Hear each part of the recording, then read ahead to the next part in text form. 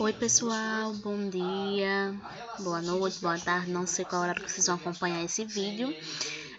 Hoje nós vamos iniciar a nossa última aula da disciplina de SUS e nós vamos falar um pouquinho, sobre o que de fato é o SUS.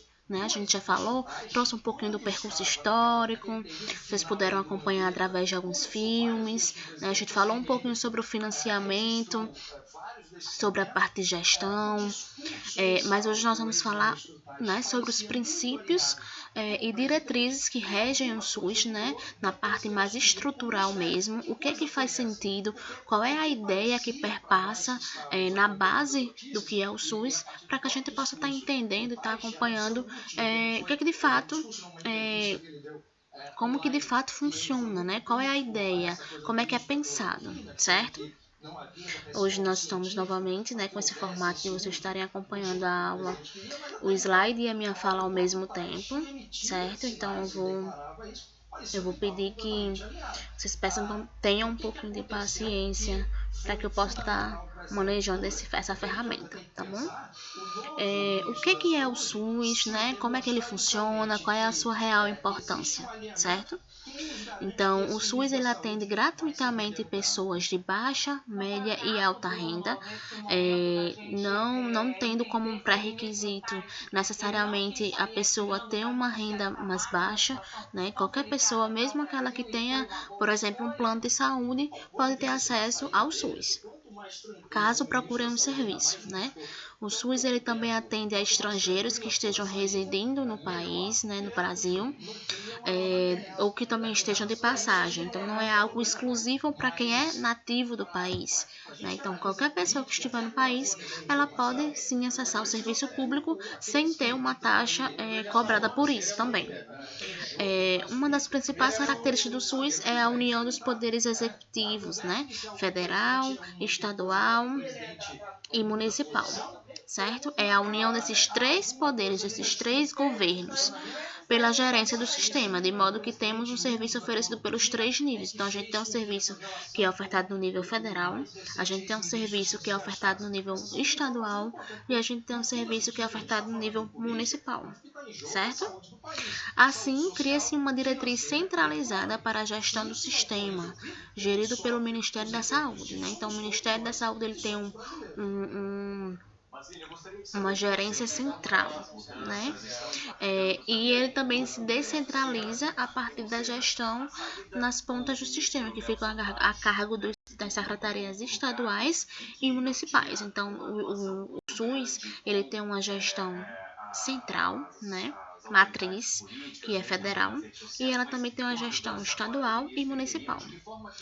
Há também uma participação do Ministério da Educação na gestão do SUS, no que se refere ao nível federal, pois os hospitais universitários, por exemplo, eles compõem a maioria das universidades federais, por exemplo, o Onofre Lopes e a Maternidade Januário Ciclo, aqui no nosso estado, Eles são hospitais universitários, Então, assim, por isso que também tem uma colaboração, uma participação do Ministério da Saúde nesse sentido.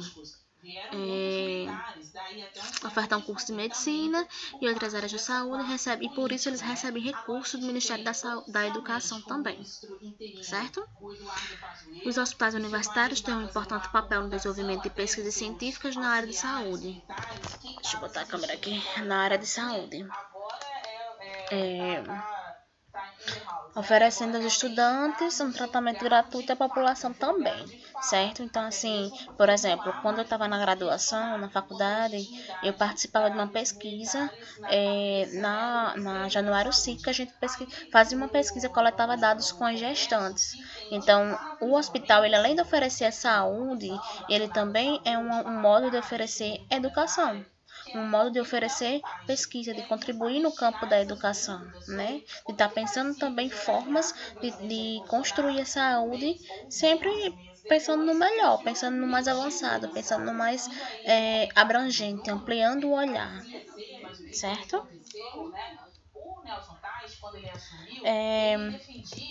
E aí, diante disso, os recursos que mantêm o funcionamento do Sistema Único, ele advém do recolhimento de tributos, né? Na aula passada a gente falou um pouquinho sobre financiamento, mas a gente acabou não falando sobre isso porque eu deixei para trazer nessa aula, né? Que os tributos, de onde vem de fato esse dinheiro, né? Ele vem no nível nacional, estadual e municipal. Então, assim, os tributos, né? Os impostos que a gente paga, porque, por exemplo, até ao comprar uma bala, um confeitinho, a gente tá recolhendo impostos e esse imposto ele é direcionado ao governo, certo? Tanto nos níveis estaduais e municipais. Então, assim, poucos países do mundo possuem um sistema, né, de atenção à saúde universal e gratuito como o Brasil. Né? Como alguns alunos estavam comentando que não sabiam, que nunca tinham parado para pensar que o SUS não era algo universal, né? Que existia no mundo inteiro, pensavam que existia no mundo inteiro e de fato não existe, como por exemplo os Estados Unidos, que tem uma outra forma de organização de saúde. Alguns outros países têm um modelo um pouco parecido, né? Como o Reino Unido, Canadá, a Austrália, a França e a Cuba. Cuba, que merece muita atenção para a gente nesse momento, porque é considerado os melhores médicos do mundo, são considerados os médicos de Cuba, né? Justamente por terem uma proposta de formação do médico voltada para a comunidade, voltada para o povo, voltada para estar mais junto. E por isso que o programa Mais Médicos, por exemplo, no Brasil, ele foi tirado, né, desse país, porque justamente pensando na qualidade desse serviço, certo? O modelo britânico, já instituído em 1948, ele serviu de inspiração para o nosso país, né? E funciona como no modo parecido. Os modelos britânicos, canadense, australiano e cubano são custeados, assim como o SUS, pelos governos, como coleta de impostos. Então, é a partir dos impostos, né? Não sei se vocês sabem, mas o nosso país, o Brasil, ele é um dos países que maior tem a carga tributária. Né, que mais coleta impostos, que mais tem impostos, que mais se é cobrado sobre isso. Na França, há um recolhimento de uma espécie de seguro-saúde, né, que compulsório a todas as pessoas que têm condição de pagar pela taxa. Então, essa taxa ela sustenta o sistema francês e permite que as pessoas em situação de vulnerabilidade, né, que não têm uma condição de pagar pelo seguro, também tenham acesso ao sistema, certo? Então, existe toda uma forma de organização, né, de relação à saúde. E que existem outros países que têm um modelo um pouco parecido com o nosso, certo? O Sistema Único de Saúde ele trabalha de maneira integrada, né, e opera a saúde brasileira em todo o território nacional. Então, assim, a gestão maior e as diretrizes do SUS, ela parte do Ministério da Saúde, mas as secretarias de saúde estaduais e municipais operam essa gestão em seus territórios. Então, assim, existe uma gestão maior que é federal, né, que é a nível nacional, mas as secretarias estaduais e municipais existem, cada uma tem a sua forma de gerir o seu território, certo? E a verba destinada ao SUS advém da cobrança de impostos, e a União é responsável por repassá-la aos hospitais federais e secretarias estaduais e municipais, tá bom? E aí o SUS, ele tem princípios, né, para o seu funcionamento, né? Tem princípios, tem regras que gerem a sua organização, que são eles a universalidade, né? Então todas as pessoas elas têm direito ao atendimento médico, hospitalar e atenção à saúde, independente de qualquer característica, como classe social, nacionalidade, gênero, raça. Todas as pessoas têm acesso, o acesso ele é universal. A equidade, então tratar com especificidade e maior atenção às pessoas mais vulneráveis que precisam mais do SUS, né? Nesse sentido, existem esforços maiores para atender as populações de baixa renda, idosos, portadores de necessidades especiais, portadores de doenças crônicas, portadores de doenças sistêmicas, pacientes em tratamentos com câncer, portadores de HIV, gestantes, crianças, enfim. É entender a especificidade desse paciente que está chegando ao serviço, certo?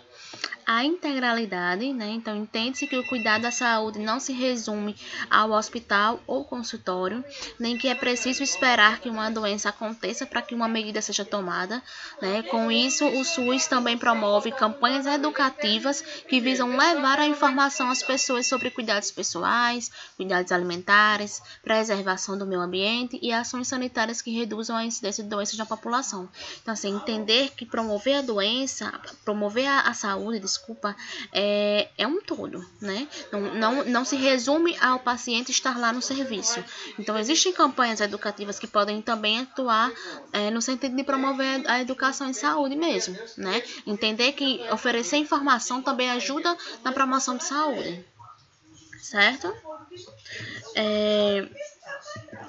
Existe também a descentralização, né, que é considerada um dos princípios básicos do Sistema Único de Saúde, promove a redistribuição do poder e das responsabilidades em direção única, de forma articulada e integrada, nas três esferas de governo, municipal, estadual e federal.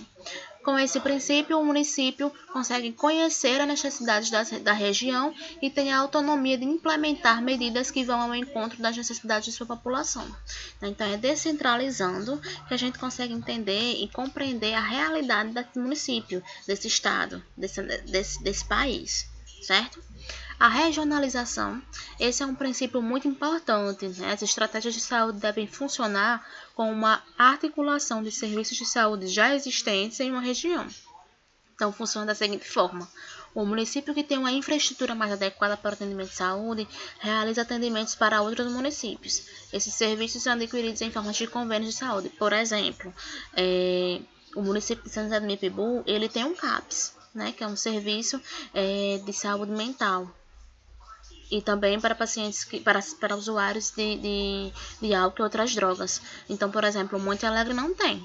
Então, os habitantes de Monte Alegre que têm algum transtorno mental, que sofrem com o álcool e outras drogas, eles podem acessar o serviço do CAPS do município de São José do Mipibu através de um pacto que é feito com o município de Monte Alegre. Então, assim, a partir do momento que Monte Alegre tem algum serviço que em alguma outra cidade vizinha que não tem, Monte Alegre pode também receber habitantes das cidades vizinhas, né? São esses pactos que são feitos nas regiões, entre os municípios, certo? Vai existir também a hierarquização, né, que tem a função de viabilizar a forma de acesso aos serviços da rede ambulatorial de alta, média e baixa complexidade, dependendo do caso. Por exemplo, dependendo da demanda, você pode ir para a unidade básica. Uma dor de dente, você pode procurar o dentista da sua unidade básica. Se for, de repente, algo que você avalie como algo mais grave, você pode ir para o hospital. Se for algo ainda, um acidente, você pode ir para o hospital regional do estado. Então, existe uma hierarquização, né? Não é uma coisa mais leve que já me leve necessariamente para o Valfredo Gugel, que é o hospital regional do estado. A gente precisa também, enquanto cidadão, ter a consciência dos níveis dos nossos adoecimentos, certo? A participação social, por meio da efetivação dos conselhos de saúde, locais, municipais, regionais, estaduais e nacionais, e da realização de conferências de saúde. O poder público e a sociedade buscam formular estratégias e controlar e avaliar toda a execução da política de saúde nas três esferas do governo. A gente sabe que o SUS ele vivencia instabilidades na prestação de serviços e na efetivação de ações que refletem diretamente na execução prática desses princípios, mas também não podemos deixar de notar todos os avanços que o sistema trouxe para a saúde do país. Por isso, como profissionais e gestores de saúde, devemos conhecer esses princípios para incentivar as mudanças necessárias para a real efetivação das políticas de saúde e oferecer um atendimento melhor aos cidadãos, com mais qualidade e agilidade, certo?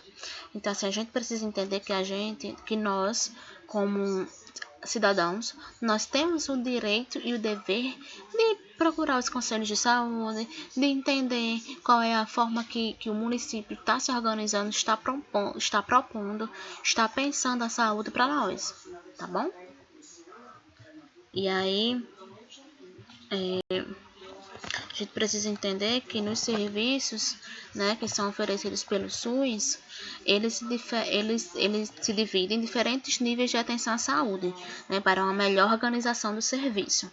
Então, nós temos a atenção primária ou básica, né, que atua no contato direto e regular com a população, realizando consultas e visitas no atendimento domiciliar, campanhas de vacinação e campanhas de conscientização. Nós temos a atenção secundária, que é oferecida a pacientes que têm uma doença diagnosticada ou sob suspeita e precisam de tratamento ou investigação de métodos especializados. E nós, como por exemplo o câncer, nós temos uma atenção terciária, que é aquela que dá suporte a pacientes mais graves que precisam de uma internação e tratamentos intensivos oferecidos em UTI, né, unidade de tratamento intensivo em hospitais. E nós temos a reabilitação, que é o acompanhamento e o cuidado posterior que o sistema oferece para quem já se tratou de uma doença, mas precisa de avaliações ou até mesmo reabilitação motora fornecida por fisioterapeutas. Então, existe toda essa estrutura de organização do serviço, tá certo? E aí, para um efetivo, né, funcionamento, a gente, das 4 etapas de atendimento, nós temos locais específicos para que o serviço seja promovido da melhor maneira possível, né? Então existem as unidades básicas de saúde, as UBSs, e as unidades de pronto atendimento, UPA, né, que oferecem um suporte a uma saúde básica, integral e de leve intensidade. São locais adaptados para receberem pacientes periodicamente para o acompanhamento, né, UBS, e para tratar casos menos complexos que necessitam de atendimentos de urgência, UPA, como curativos, primeiros socorros, atendimentos emergenciais para quem se sente mal. E aí os hospitais eles ficam reservados para os casos mais complexos, que geralmente necessitam de uma internação ou atendimento emergencial complexo. Para eles, são levados os doentes que têm um quadro grave ou agravado e precisam de internação, pessoas que passaram por cirurgias, acidentados e pessoas que precisam de exames mais complexos, certo? E aí, a gente também precisa entender, né, que os laboratórios, eles fazem parte, né, eles realizam exames específicos de análise laboratorial, os centros de pesquisa em medicina, como a Fundação Oswaldo Cruz, os centros de pesquisa universitários, que buscam implementar a investigação sobre tratamentos, vacinas e atuação dos profissionais de saúde, certo? E os próprios laboratórios dos municípios que vocês moram, né? Eles têm real importância. Imagine, se a cada adoecimento que a gente tivesse, a gente precisasse custear a coleta e a análise para a gente poder identificar pra gente poder saber o que a gente tem. Então, os próprios laboratórios dos municípios, eles são muito importantes, né? Porque eles também oferecem esse serviço de forma gratuita. E aí, por último, nós temos o SAMU, né, que é o Serviço de Atendimento Móvel de Urgência, especializado no atendimento emergencial, né, primeiros socorros e locomoção de pacientes em estado grave para hospitais, que também é de extrema importância.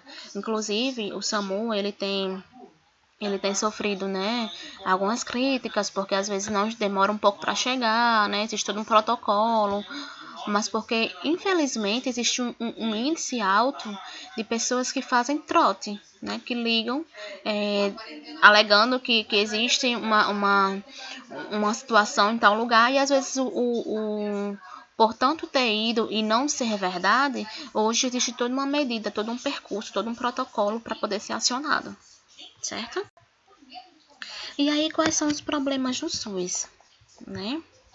A gente sabe que, assim como outros serviços públicos essenciais em nosso país, como a educação, o saneamento, a segurança, o SUS ele enfrenta diversos problemas. E o sistema em si e as leis diretrizes que o regem são excelentes, realmente, tanto que ele se compara a modelos como países desenvolvidos, como Reino Unido, Canadá, né? Mas o SUS, ele é necessário, ele deve existir, ele deve ser considerado uma referência em gestão de saúde. No entanto, os problemas que o circundam, principalmente da ordem financeira, né, de repasse, de financiamento e de gestão, né, de má gestão, fazem com que o serviço prestado, ele deixe a desejar em alguns sentidos, né, em alguns momentos.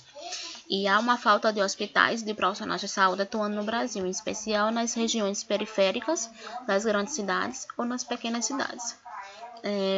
em geral na população mais pobre. Então, a falta de hospitais e de profissionais de saúde nesses locais é ocasionada pelo baixo investimento das secretarias na construção de leitos e pela baixa remuneração dos profissionais, médicos, enfermeiros, técnicos de enfermagem, dentistas e demais técnicos hospitalares, nessa região de maior fragilidade. Então, assim, a gente precisa entender que que existe todo um percurso, né, que faça com que o SUS seja dessa maneira. Então, há também uma carga de trabalho excessiva pelos profissionais atuantes, que trabalham sob estresse, enfrentando longas jornadas com uma interminável lista de pacientes para cuidar. Né? Faltam também médicos especializados essenciais, em especial em áreas com menor remuneração e maior carga de trabalho, como anestesiologistas, cardiologistas, cirurgiões e médicos intensivistas. Então, como todos esses problemas, muitos pacientes enfrentam um quadro de espera muito grande, né, que pode resultar no agravamento de doenças ou até a morte, no caso de urgência. Então, tudo isso pode aparecer, né, um descaso de classe médica com a população, mas no fundo revela-se também um quadro de descaso dos governantes da atenção de saúde. Então, muitas vezes a gente acha que o médico ele foi negligente, ele teve uma conduta que não foi legal, né? Claro que isso não vai justificar, mas muitas vezes é um problema que é muito maior, né? Um problema que está ali para além dele. Às vezes a carga de trabalho excessiva, a má remuneração, a lista de espera, as longas filas, né, de pacientes. Então, tudo isso influencia muito, né? Mas, de fato, oferecer um tratamento digno aos brasileiros que merecem usufruir o justo retorno dos impostos pagos é muito necessário, né? Porque a gente paga muito, né? Os impostos que nós pagamos, né? Tudo é muito caro. Então a gente merece, nós merecemos um serviço de saúde público, gratuito, né? De qualidade. Mas muitas vezes a gente precisa entender o que está por trás, né? O porquê que ele é dessa forma, por que ele é assim, tá certo? Então, essa aula de hoje é muito para vocês poderem entenderem, né, nesse processo, o que é que rege, qual é a ideia que perpassa, o que é que está por trás, tá certo? Poderem compreender. Eu vou encaminhar para vocês também alguns vídeos para que vocês possam fixar melhor o conteúdo da aula de hoje, tá certo?